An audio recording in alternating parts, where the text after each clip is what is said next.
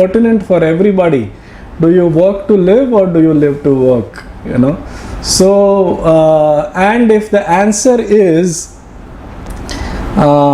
which, if we are honest enough, quite often we will see that a lot of us tend to live to work, instead of working to live. Then imagine God gifted us this life, and it was gifted.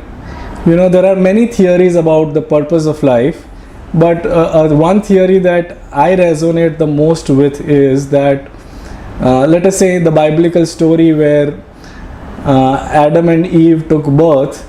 So they took birth to take a walk in the Garden of Eden. So that's what life is actually for, to take a walk in the Garden of Eden, to enjoy the gift of life, and the gift of life is always available. You may be busy, but the sun always remembers to rise and offer delight, and also remembers to set and offer delight. You may be busy, but the wind chooses to blow and touch upon and embrace and kiss all those who are ready to feel the wind blowing.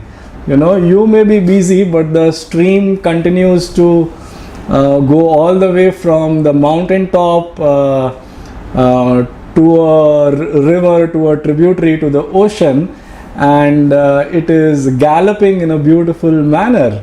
You continue to be busy, but the whole of existence continues to have a blast. The whole of existence continues to have a blast all the time.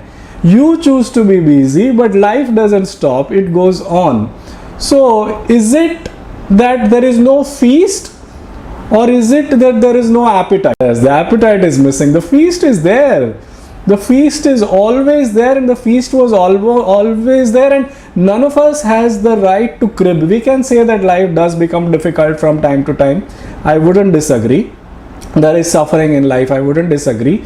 But to say that the feast is not available is an untruth. The feast is always available, and we seem to have forgotten our appetite, or we seem to have lost our appetite. So the essential idea is, if we can reorient from living to work, and then instead of that we can work in order to live, because work is a part of living. So we are working because working facilitates living. Working allows us to sing our song. Working brings in the finances which are required on the earth plane. So working is a part which allows us to live. That is a far better way to look at life. So are we together? So the idea that work is worship, how many of us has bought into that, and perhaps also justified it in the name of Lord Krishna or Swami Vivekananda? I would not deny it. Work definitely is worship, but worship is not something you would do 24 hours, right? Worship is also a part of your life. God wants you to have a great time as well. So while work is worship, worship is not something you do all the time. So while whatever you work, that should be treated as worship, but work is worship should not automatically translate into workaholism. Work is worship should not automatically translate into action addiction. No matter how talented you are, no matter how rosy your prospects are, no matter how bleak the future is looking, I can tell you that if you're not having a good time now, you are definitely making your future bleak by yourself.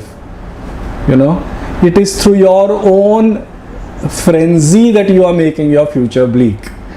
So don't justify an overworked life simply because there is a coronavirus or any of that, because I can tell you the universe responds with prosperity to those who trust the universe, and the trust is proved through your frenzy or absence of frenzy.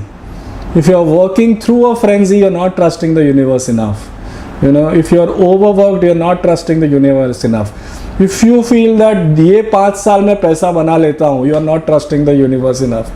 If you feel that ऐसा opportunity बाद में नहीं मिलेगा, you're not trusting the universe enough. You know, whatever logic and rationale that you find in order to become overcommitted, over-dedicated, over-workaholic, all of these, take it from me, all that logic and rationale is questionable.